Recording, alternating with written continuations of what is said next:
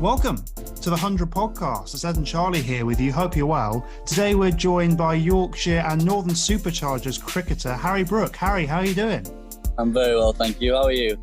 Great. All the better for having you on. We really appreciate it. It's lovely to have you. So Harry, obviously playing for the Superchargers in the inaugural edition of the 100, that's a big deal. But what was it like when you found out that you got picked up? Were you expecting it, or were you surprised, or I don't know, how did it feel for you? I was hoping I was going to get picked up. I didn't expect to get picked up. I was actually in the middle of a training session at Headingley with Yorkshire, obviously, and we were just training indoors, and I'd just been given out by one of the coaches, which I thought was a bit of a dodgy decision. So I was a bit annoyed about that. And then next minute, the Gailey came up to me and told me the good news. So I was buzzing with it and carried on my session. Fabulous. Yeah. And I mean, obviously, it's really exciting that you've been picked up because you've had, a really, really good season. And it feels like your kind of white ball game is very well matched for the 100. I mean, you've got a T20 strike rate around 150. I think your average is around 40 at the moment. You're the leading run scorer in the Blast, I believe, at this point. You're in great form. And I guess you must be feeling really great about going into this tournament when you're on such a high at the domestic level. I don't like the word form. I think people use the word form quite a lot. I think if you do the things which you do when you're scoring runs more often, then you're gonna be more consistent, and that's what I've tried to do all year. I've tried to take the low risk options and hit my boundary options. Whereas in the past, I've probably tried to show off a little bit and try to show everybody how good I am, or whatever. But in actual fact, it's not really how you do it. So. I'm just glad with the way I'm playing. I'm glad that I've stuck to my processes, and that's probably why I've been consistent.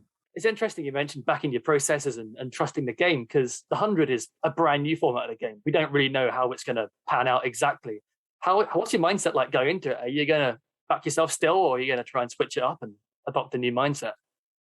Well, I think it's only 20 balls less than 2020, isn't it? So in the position which I'm most likely going to bat in, it's going to be similar to T20 anyway. I'm going to have to come in and either try and whack it from ball one, or we're going to be in a bit of a dodgy situation if selected, obviously. But I think it's going to be similar to T20 for me, and just try and do the things which I've been doing in T20 and take it forward into the 100, and hopefully I go well.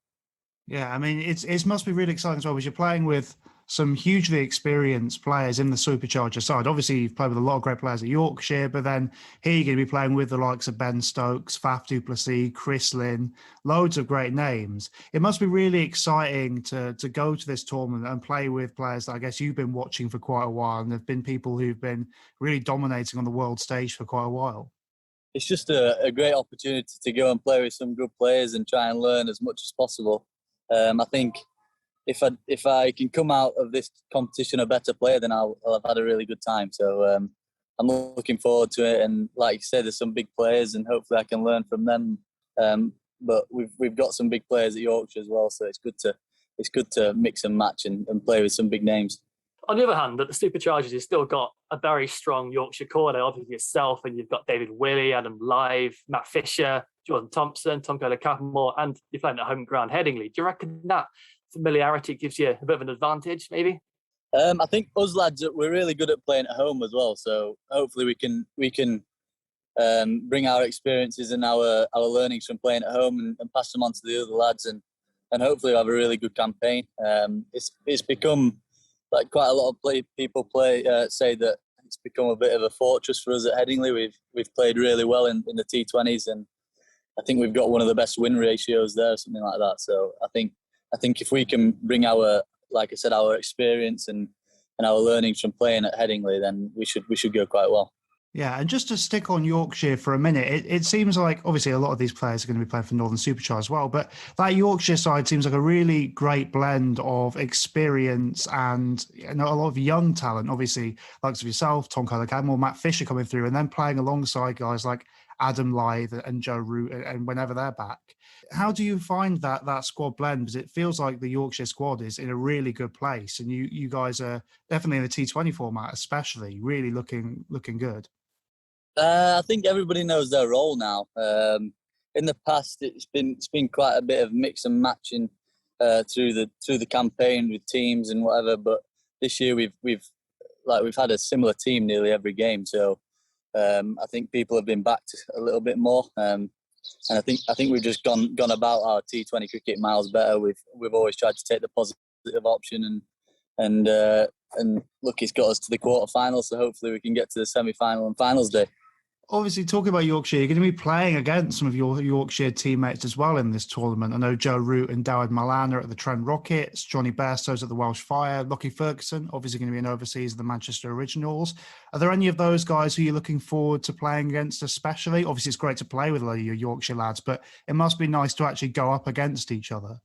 Well, hopefully we can get them out early and whack Lockie, but they're all obviously really good players, and I wouldn't say I'm looking forward to playing against them, but hopefully I can give our team an advantage by giving them a few things on where to bowl and what bowlers will do. But yeah, it should be a good competition. I'm really looking forward to it.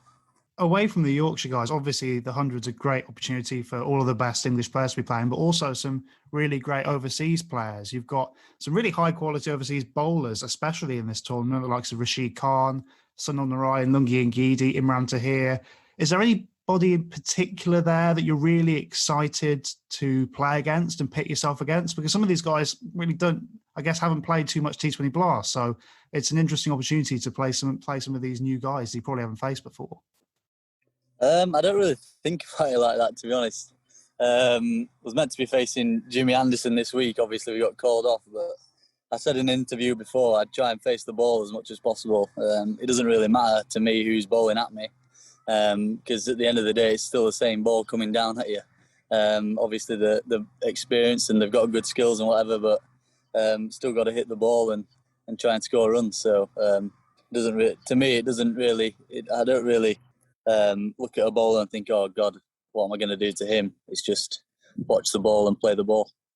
Obviously, in this Superchargers squad, there is a lot of explosive talent. I'm curious, where do you want to bat in this side? Like, where do you think is your ideal position? Well, I've done fairly well this year at 4-5, so I don't really know. I haven't really thought about it, to be honest. I've been completely focused on trying to win games for Yorkshire. I haven't really had much thought about it, but I'll expect to be, if I play, I'll be in the middle order, I'd have thought. Got quite a lot of opening batters, haven't we? So I'm probably one of the only middle order batters. Yeah, I was going to say, when we look through your team, it does feel like 1 to 6 is opening batsmen, and then there's you and Jordan Thompson as middle order guys. It's what Chris Lynn, Faf, Adam Lythe, and David Willey's open before, and Tom Cadmore. There's a lot of openers, and then there you are. So maybe the middle order will be a good slot for you. Yeah. Hopefully, we've got quite a few all rounders as well, so they'll slot in there. I think we'll bat quite deep. Now, obviously, you just said that you haven't even had a chance to think about the Superchargers yet. So maybe I'm thinking too far ahead. But has England crossed your mind yet? I mean, your form is certainly the form of someone who deserves a shout. Well, that's the same again. You can only get picked for England if you do well for your county and if you do well in the 100 or whatever. So I've been completely focused on scoring runs for Yorkshire. I think in the past I've probably thought about England too early and haven't done as well as I wanted. So I've been trying to focus on Yorkshire and scoring runs and winning games for Yorkshire as much as possible. Yeah, I think that's a great mindset to have as well, and it's really paying off for you, clearly. Just on the 100 side of things, it's obviously a new tournament, a fresh tournament, something that's never happened before, and I guess a great opportunity for you and the rest of the squad. Is there anything in particular you're looking forward to about playing in the 100? Is there a part of the competition that really excites you especially? Learning the rules. I don't have a clue what any of the rules are yet. No idea what any of the rules are. So looking forward to learning the rules. Obviously, it's a new competition. Some of the best in the world playing in it. It'll be good to play alongside and against some of them. And yeah, trying to learn as much as possible and hopefully come out of the competition a better player. Yeah. And finally, this is a cheeky one. And you don't have to answer if you don't want to, but what are your kind of expectations with this Supercharger side? Because it does feel like you have one of the strongest sides of the competition, really great bowling attack, loads of talent in the batting department. Do you guys ever head into a tournament kind of thinking, okay, we want to achieve this? Or is it very much like you said about Yorkshire, it's just kind of focusing on what you need to do, the things you need to do to achieve your goals and just kind of work from there? you've always got to go into competition wanting to win, haven't you? There's no point even starting it if you're not going to try and get to final or try and win it. So, but I think if everybody goes about the business how they have been doing in the past and play well, then there's no reason why we shouldn't be up there. Cool. Well, I think that's all from us, Harry. Thank you so much for taking the time. We really appreciate it. Obviously, you've been in great form. Really excited. Sorry, you haven't been in great form. You've been just in great touch. Obviously, we'll find an alternative word. But you've been great, and we're really looking forward to watching you play. So thank you for taking the time, and best of luck. Thank you very much. Thank you. Thank you very much for listening to the podcast. You can find us on Twitter at Podcast100. We've got loads of clips there, loads of different stuff going on. So make sure to follow us there. And please rate, review, and subscribe to the podcast. We'd love to know what you think, and it would really help us out. So thank you very much for listening to the 100 podcast, and we'll speak to you next time.